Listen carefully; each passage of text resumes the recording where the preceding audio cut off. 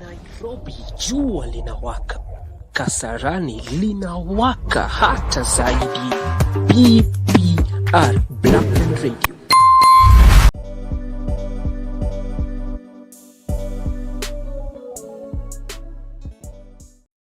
Hello, my good people. My name is Elijah Mugo from Blackpen CBO, and this is Blackpen Radio, and we are bringing you a very exciting and new fun-filled show called SOMASCOPE. And here we are going to dive into all things pertaining academics, education systems, and the opportunities that are accruing everyone who is in the education sector.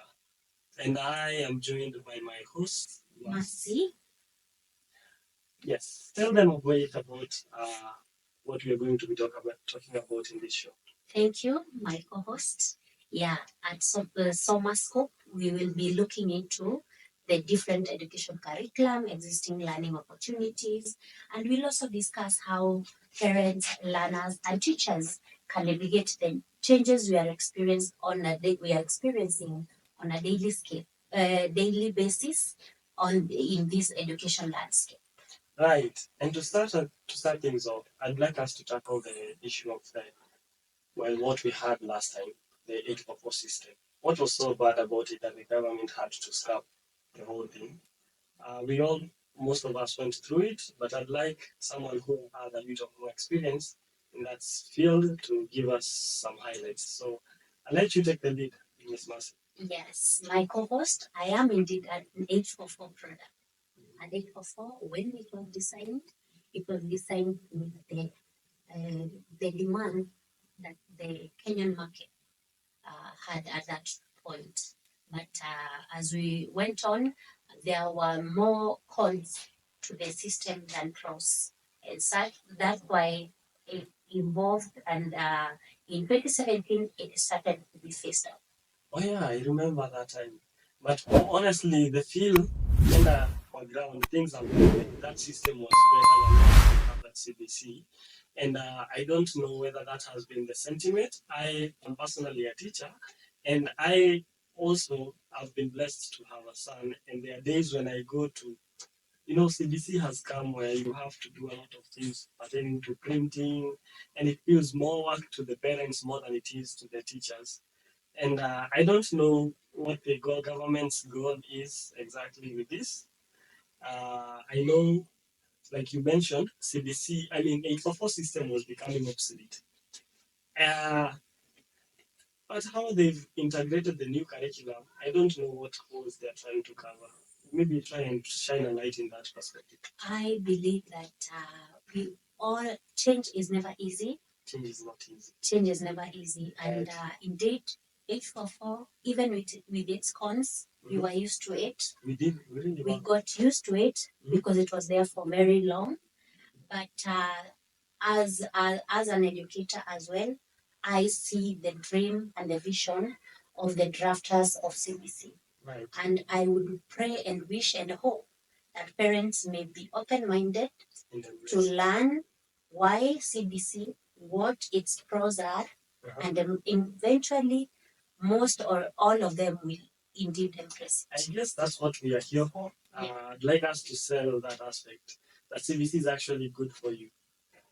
It might take a bit of convincing, I'm sure. Some of us are really adamant, and like she said, change is like when you're trying to swim, or swimming against the current is not going to be easy.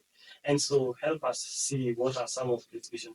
I know one of the things they hope to attain is to produce ethical citizens, and also lean into the aspect of where not grades are not the defining factor of someone's future. With all this being exposed to art and talent and all these creatives, giving a bigger avenue for people to even try and approach their new careers at an early age. Some might see it as a good thing, but do you think narrowing down and giving students chance to specify or specialize in their various activities that would lead to a career at a very tender age is a good way to go? I think it's a good way to go. It's been done elsewhere. Right. We just late. We're late to the party, but it's never too late. I believe if they give it a chance, understand is not just a choice. Mhm. There are many factors that are being considered before that choice is made. Right. I think it's happening at the right time. Well, I think I would disagree healthily, because I think kids then, you might have or have been, particularly in upper age year form two, where you yourself, you don't have a sense of identity. You're trying to blend, you're trying to be this person today, next you're this other person, and you really don't know. You went into form one thinking, I'm going to be a doctor, and then you're like, maybe I'll do this instead, because physics, what? Let me cut you short. Mhm. Do you think the minds and the brains that are the children of this generation or the children in the CBC classes are the same as the ones we had? Don't you, as a parent, you've said, Mhm. don't you see things your son is capable of doing and is aware of that you weren't at his age? I quite do, but then there's this, Miss Mercy. I notice that I cannot expose my son as much as I'd like to everything that he can be able to see, and that's why we have, even in higher learning institutions, they give a chance for parents, for students to make intra-school transfers, because you might have, when you went to Campo, you might have been exposed to something else and you'd like to do it. But imagine having set a trajectory. This is what I'm going to do this early, and I don't pay as much attention to other things because I have already set my goal in this particular direction.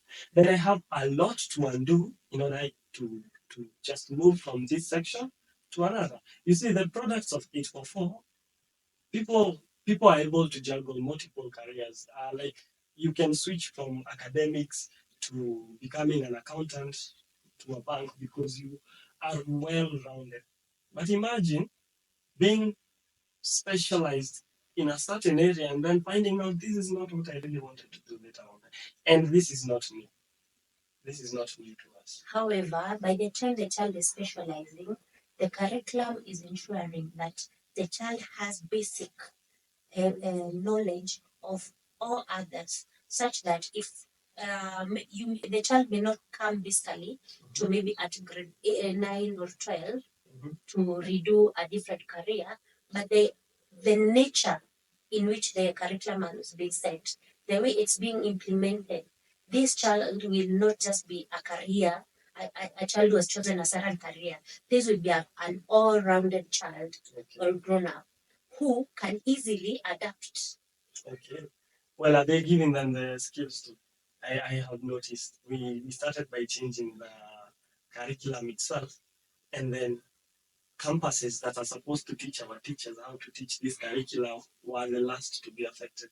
Like, we had this paradigm shift even in our academics, but it didn't start naturally from the top to the bottom. And I would ask from, like, there are people who are like you and they are big learners and they would really like to. What about that person who has been comfortable in where they are? They've not sort of progressed their academics, and they are supposed to equip my child in the CBC way, yet they done only CCE.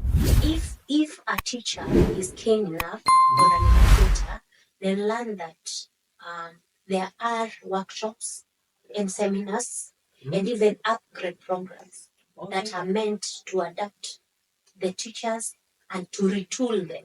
In fact, they are called retooling workshops. That's wonderful. Yes. I didn't know those were there, and that's actually quite insightful. Thank you, Miss Mercy. And as you can hear from her, she's very passionate. And if half the teachers are like this, then I believe our students are in good hands.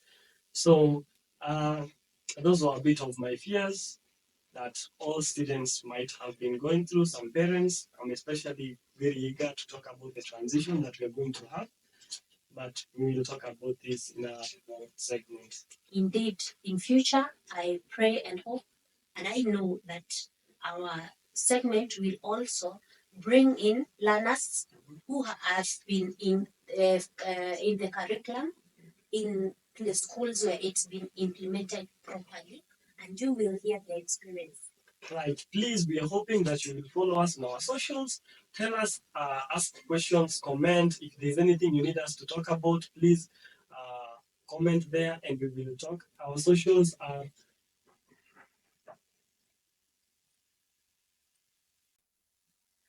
Hi. hello. Yes. So Yeah. we were talking about the various.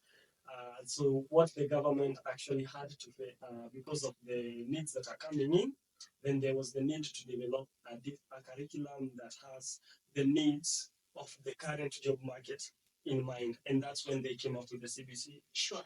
Yes, but their parents were not satisfied with the CBC, right? Like for example, yeah, well, every education system has its holes and gaps, and there are people who, this cannot be the scenario that people say once one shoe size fits all.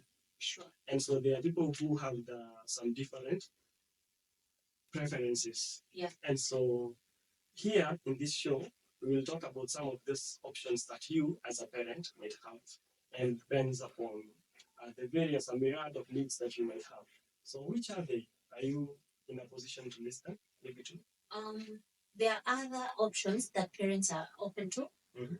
We have other systems that are maybe from other countries, developed for other countries, but do work for the Kenyan market, and even some that actually allow homeschooling. Did you know homeschooling works in Kenya?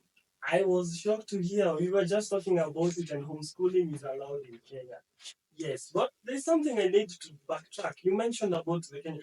Right now, I think the world has become sort of a global village. Exactly. And at times, we might not have something that fits like you might have your kids here, but they might work somewhere else. And so saying that a particular education system is good for particular countries, that's why the government sees this and it has made it possible for us to have different education systems, and that's a good thing. That's a good thing. It encourages diversity, which Kenya is big on. Yeah. And some of those things, other than the CBC, which the government generously has made it possible for most schools to have, we have things like there's the ACE, which is the Accelerated Christian Education. Do you know? Yeah, we have the IGCSE. It's a British curriculum. It's a big name. It's a big name. It's a British curriculum. That stands. It actually stands for International IG. International General Certificate of Secondary Education. You mentioned that earlier. Yes. Before Yeah, that's acronym is quite large. Yeah, it is. But do not be phased. When ukisikia ati this is made for this, unaweza kuta mtoto wako amepata really good grades na ameitwa one of these outside schools that are out of the country. Na if you won't limit him to, if the opportunity comes, we're songa nayo. And so this is why we're telling you these things. So there's also another. This is particularly our when you are going to talk, especially young kids, about 0 to 6 years. Yes. There's a very it's actually quite popular in Montessori. Yes. Montessori is maybe tell them a bit about Montessori. Montessori is another curriculum, especially for the young ones, that they learn through doing. It's experiential. Yes. Curriculum. Yes, you're learning through experience, experiential learning, where kids, they learn how they best. It's like learning through play. So the kid interacts with the material, and then if they are very in tune with it, then the teacher allows them to sort of observe it, and then they model the class according to what the student is interacting. They're interacting with, for example, toys, maybe shapes, particular types of shapes, and then the teacher can actually derive a lesson from that. And he or she is mostly the facilitator. You're not there to just fill them with you're not lecturing.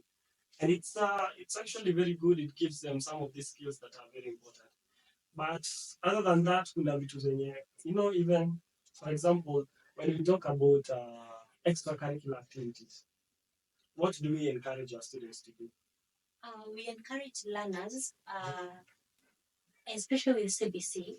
If you, in the spirit of CBC, you should encourage learners to not just involve themselves in the common activities. We know soccer has been there, so everyone, so we hear co-curricular activity in people soccer. There is a very wide variation of things that a learner can do. We have even board games, chess, dance. There are a lot of games that can go into the co-curricular activity. Before you shoot the messenger, we don't have anything against soccer. I know it's a world-class game. We embrace it very much, but we also need diversity. Imagine if you only eat ugali because it's the staple food. Learn hockey, learn skating. We have a skating ring in Nairobi. I think it's about 500 to 1,000 ukienda KCC. So there are other sports that you can be known for. Board is really good for your mind. Board games like chess, Scrabble, whichever, Monopoly. Those are really good games. And all these things will be discussed in the future in this show. Yes. So please join us to get your minds expanded. When we talk about education, what do we mean? Are we just nurturing the mind? What about our souls? Will we still see the ache and the plague that is in the society? Continue rotting and we do nothing. That's why there are so many things that we need to discuss pertaining to education, and we hope that you will be blessed even as we dive through this. So please make sure if there's an education system that we might have forgotten, follow us on this platform. So on YouTube, we are Blackpen Radio. On Twitter or X, ni Blackpen CBO. There's a space between. So Blackpen together, then CBO, which is all caps, and then Instagram, Blackpen CBO, and then Facebook, Blackpen CBO. So remember, the CBO is all caps. Please drop a message. Tell us what you think we should discuss about. What do you think we can, what education system did we forget? Anything that pertains to education, please feel free to drop it down in the comment section. We love you, appreciate your time. Please follow us on all our socials and show much love to all of us, and tell a friend to tell a friend. Tuerevuke pamoja. Kabisa, kabisa.